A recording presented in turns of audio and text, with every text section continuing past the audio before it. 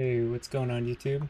Today I'm gonna be kind of talking about how I get my mirror's worth of gear in Path of Exile and kind of like my process from start to finish on how I make my currency and kind of the whole background system that I go off of. Now, I don't really have anything written down. This isn't like scripted or anything, so it's gonna be a lot of off the cuff word soup kind of conversation here. And I'm just gonna have some delve gameplay of my Forbidden Right cast on crit build kind of playing in the background while I talk to you guys about this. So I guess we can kind of start with League start and kind of how I get, up to a Magebloods by like day 3 or day 4. And I want to put out a disclaimer before I really get started here that my process is a hideout warrior process, and if you have a problem with not actually playing the game, then there's not going to be a lot of helpful information here for you. This is for people who are okay with sitting in their hideout for the first 4, 5, 6, 7 even days of the league and doing nothing but trading and, you know, discussing and listing and, being on the trade site, basically just all around trading. I hate to say it, but the people who get the richest in this game take advantage of trade the hardest. So, it, trading is a mechanic in the game. It's something that, with the system that is put into place with GGG's, not having an auction house, it's very abusable. And I use that term loosely in the fact that it's not like, exploitable, but it is abusable.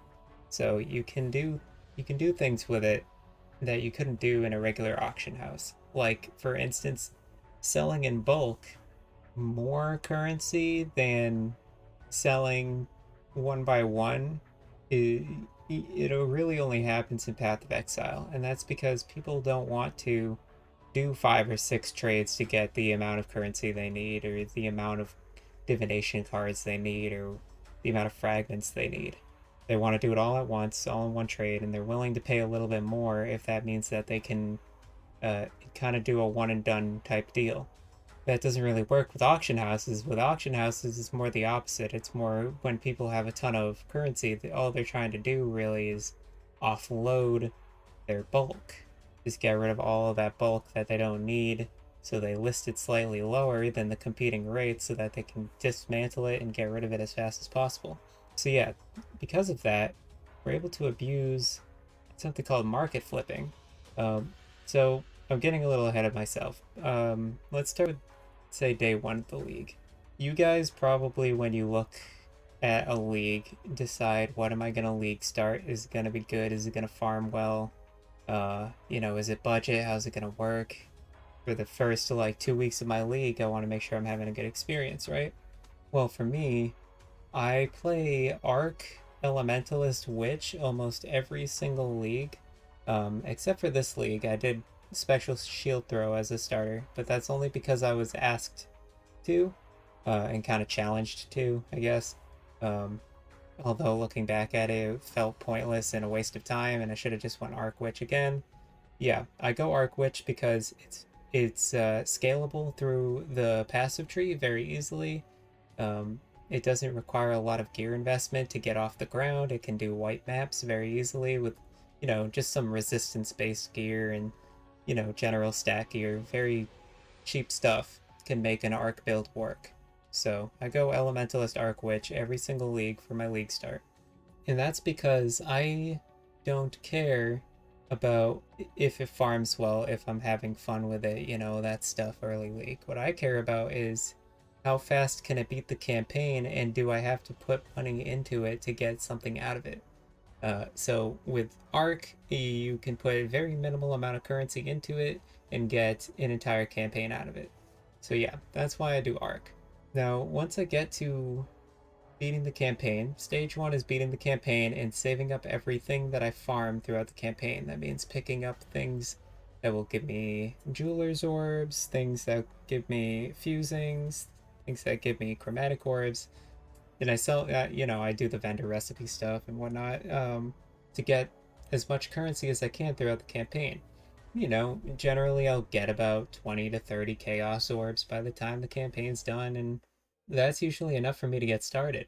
Now, what I do at that point is I'll leave a card up at the top of the video here, so you guys can kind of see what I do exactly.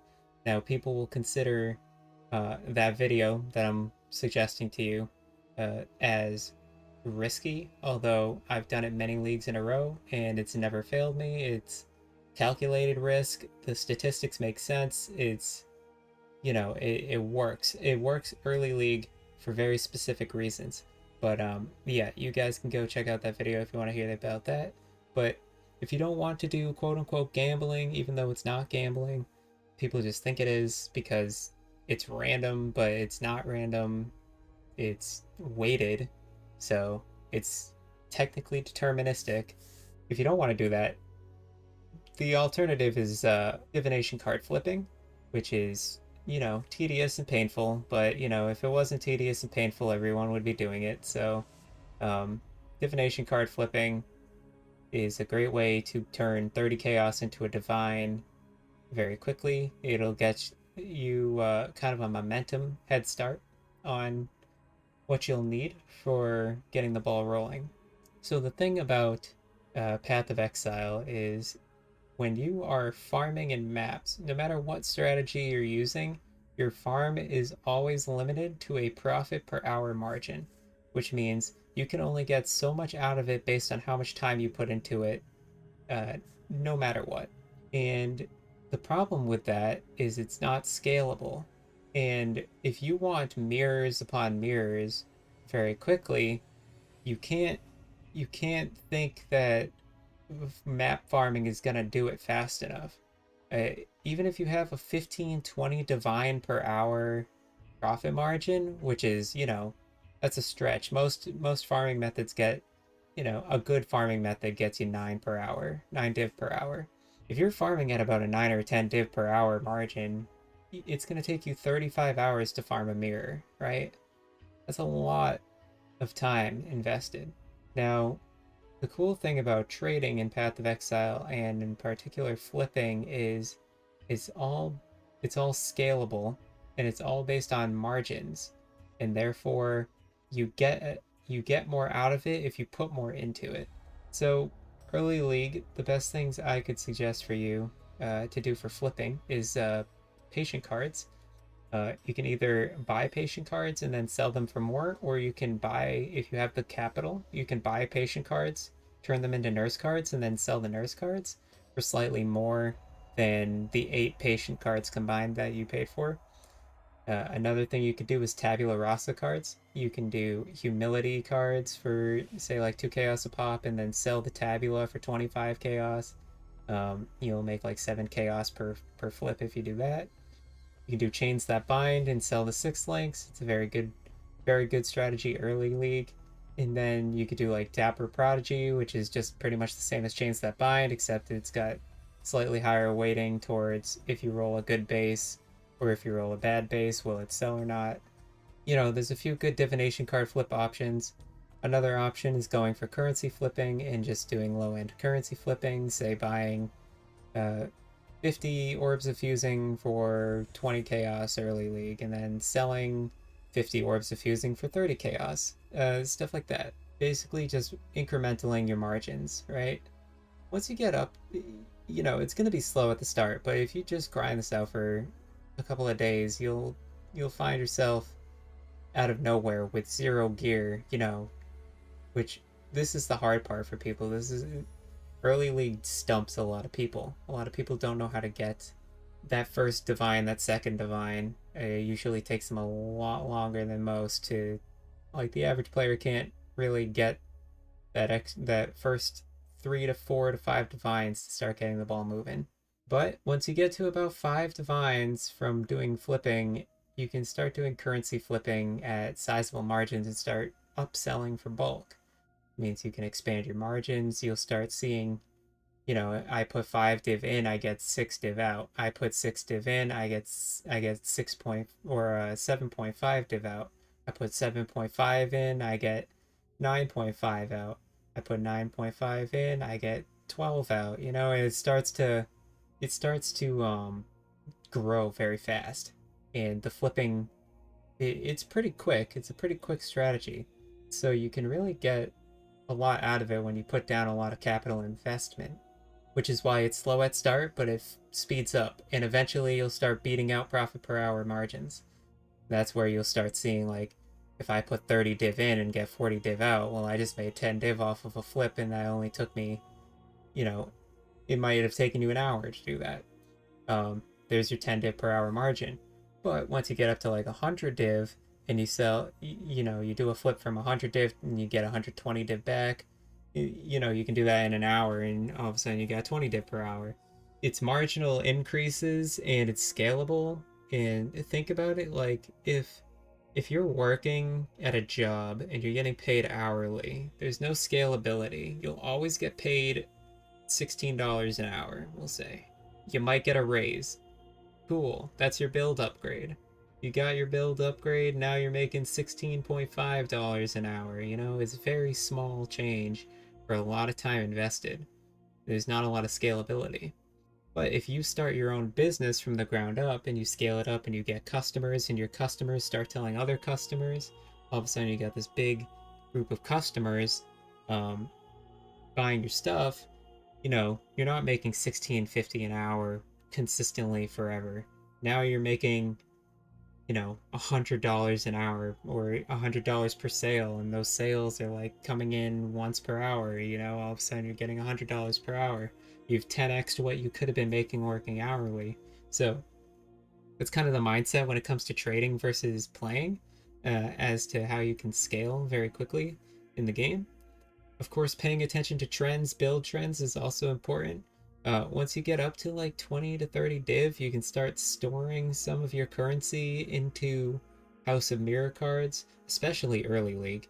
You can buy mirrors at like 80 div on the second day of the league, which is like, you know, you go check the price now, they're probably like 350 divines per mirror. So you can, if you can get ahead of inflation, you can get stupid rich in this game very fast. Because all of a sudden, if you're beating out inflation, everything you sell will always sell for more than what you paid for. And so you can never actually lose money, you only get richer. So that's why they kind of say, you know, invest your currency into stuff, never keep divines on you. It's important to always have all of your currency kind of liquidated into investments. You don't want to keep a high load of currency unless you're doing something with it. For instance, like I liquidated my currency down to, I ended up with like 1,200 divines, and that's what I started with my dagger craft. And I think the dagger craft ended up taking about 750 divines, which was very lucky. But I was well prepared to spend close to 2,000 on it. But yeah, that's besides the point. Don't liquidate your currency into divines unless you have to. Otherwise, try to keep it in investments or use, you know, have liquid currency if you're trying to use it for a reason. But yeah, that's kind of, you know, my rule of thumb on that, on flipping, on investments. It's important to keep this stuff in mind. Okay, so let's say you've done this, you've got a bunch of currency, you know, you've got your mirrors on your first week of the league. You know, like, congratulations, you did it, you know. What's next? Well, now you can make your build and you can go farm while you don't need the currency, you know, and just play the game, do whatever you want, really. And, you know, while you're playing the game and farming, you sit on your investments just grow in value. And then when you need your next big project, or you're switching builds, or you need this next upgrade, you have the capital to dump your investments into, and then all of a sudden you know, you've got like 400 divines that just magically appear because you've been holding on to 2 mirrors that you paid 80 div each for, but now are worth 200 div each. Now all of a sudden you've got so much currency that you would have never had otherwise. So you know, invest, invest, invest. It's they call it Bank of Exile is the strategy. It's important. Bank of Exile will make you rich in this game. Apart from that, do keep in mind that every person that you're trading with is a real human being, at least for the most part. I mean, obviously you get the occasional bot and whatever, but let's just say most players you're trading with are real human beings. So a few things you need to keep in mind when trading often and trading a lot. Don't waste your time saying thank you unless you have an auto reply of some sort. If you're using a third party tool that, you know, allows you to send a reply message of thank you, whatever, that's cool. Otherwise, like, it's a lot of time. It when you're doing, you know, 200 trades a day, that's a good 20 minutes you could be spending saying thank you to people. So, yeah, I know it sounds cruel, but people are going to forget anyways. It's not a big deal. Also, when listing an item for sale, do keep in mind that you're dealing with human psychology when somebody wants to buy your item, which means if you're selling something for 10 divines versus selling something for 9 divines, selling something for 20 versus selling something for 19, I will tell you right now, if listing for 19, listing for 9, listing for 29, listing for 39, it's going to sell faster than if you list it at the whole number. Take the cut, take the one div cut, especially if you're still profiting off of whatever you're selling, because you would rather be able to sell that item, get the currency back, and then either take that currency, put it into investments, or use it for flipping, so that you can kind of just keep the motions going. You never want to be stuck waiting for something to sell. You always want to just kind of keep the work flowing, keep it flowing, you know. But yeah, when you get to having a bunch of stuff that you can't seem to get rid of, do keep in mind that there is human psychology behind it, and you should be listing with the mindset of, if I'm not buying this at this price, like, look at the item and think, okay, if I'm not buying it at this price, what would I pay for this? You know, and you can't say like, oh, I'd pay 30 for that. It's like, yeah, you probably would, but the occasional buyer would see 29 over 30 and think, wow, 29's a deal, because they see it's not the whole 30. It's going to feel a lot less. You know, it's common sales tactics. It's why things are 99 cents and $1.99 and $2.99. It's the reason things are 2.75 instead of $3. You know, it's all psychological. So keep in mind you're dealing with real human beings. Um, Also, selling in bulk. The higher the bulk, the better. And if you can buy a ton of something and then offload it at a much lower price than what you paid for, or a much higher price than what you paid for. That's huge. For instance, the other day, um, I was chancing my Aegis Aurora. This might have been like a week ago now, but I was chancing my Aegis, and instead of buying chance orbs and scours, I just bought orbs of fusings, and I bought from a guy.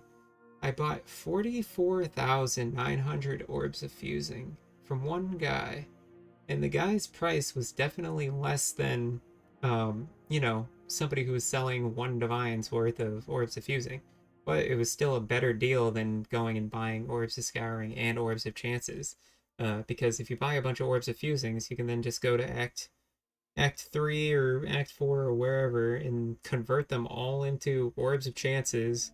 Fun fact, orbs of fusings convert to orbs of chances 1 to 1. So there's there's a market flip for you right there. There's some money I just came up with on the fly.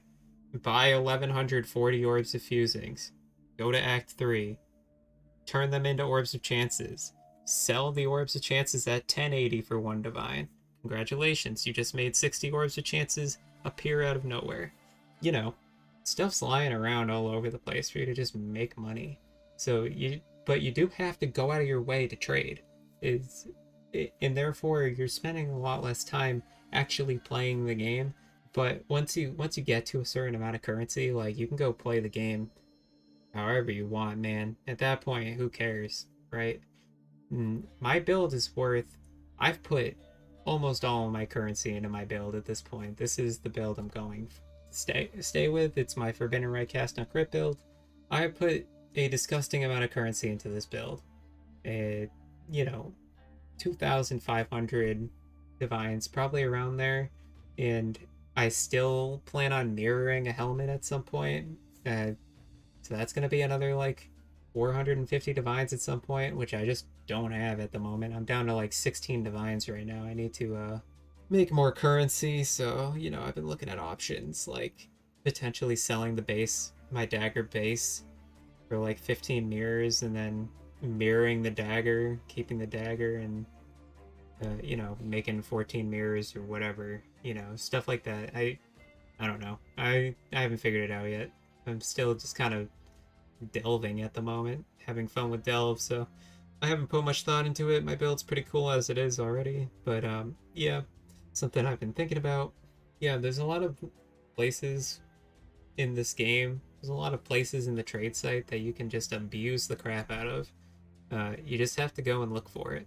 For instance, like that guy Belton PoE, he does regrading lenses and he makes a ton of money off of that stuff, and it's because he's smart enough to find market inefficiencies without the help of a YouTuber telling them what to do. That's another thing. If somebody tells you how to make currency through trade, through YouTube, like I am right now, I'm trying to be vague about my descriptions and how to do things and keep it generalized. Like, I'm not telling you what you should be flipping. I'm more so just telling you that you should be flipping, and that's because if I tell you exactly what to flip, the market's going to crash in that area. So I'm trying to keep it vague. But yeah, he does regrading lenses, for instance. Belton makes a fortune off of it. He just did Herald of Agonies recently, and then he vowed them to 2120s, and he makes a killing off of that. But it's because he found that gateway. Nobody else found Herald of Agony and vowing them and regrading lensing them. They might have done it for, I don't know, anomalous precisions or something, but not Herald of Agony. He's finding those specific inefficiencies that nobody else is doing and taking advantage of them. So you can find those too. You just have to keep your eyes open and, have a good general knowledge of trade and a general knowledge of what people are playing, what items are selling, and what items are not selling, and just take advantage of it. Another thing you could do is profit crafting, especially early league profit crafting. You can make a killing off of, since people will buy just a low-end gear for expensive prices just because they're competing with so many other people who are trying to do the same thing. So yeah, just keep an open mind and do that kind of stuff. Yeah, once you get a dump truck amount of money, you could just put a dump truck amount of money into trade and then resell all of that stuff for more and make a dump truck of money back. All of a sudden you're turning 750 divine orbs into 920 divine orbs in an hour. You can scale this tremendously, and that's how some of the richest people get rich, is by just dumping currency into something and pulling currency back out of it and basically rinsing their money for more money. So yeah, that's kind of the gist of it, guys. I don't know how else to explain it. It is a hideout warrior strategy. Take advantage of trade, find market inefficiencies. If something's selling for cheaper and it's going to go up in price in like a few hours even, or a day, like, buy them up, sell them later. Do regrading lenses, do profit crafting. You just have to actually do it and take advantage of it. But I can tell you right now, if you're just mapping, you're not going to, a mirror is not going to fall into your lap. A mageblood is not going to fall into your lap. You're going to have to tooth and nail grind for it. And like, yeah, you could do that, but I'm just telling you, this is what I do to make money faster than the average player. And yeah, that's about it, guys. Hopefully you found some of this information helpful. I know it was a lot of just word rambling and stuff, but I wanted to keep it off the cuff and kind of give you guys something to think about. So yeah, with that being said, guys, like, subscribe if you like this kind of stuff, and I'll catch you guys in the next video. All right, see you later.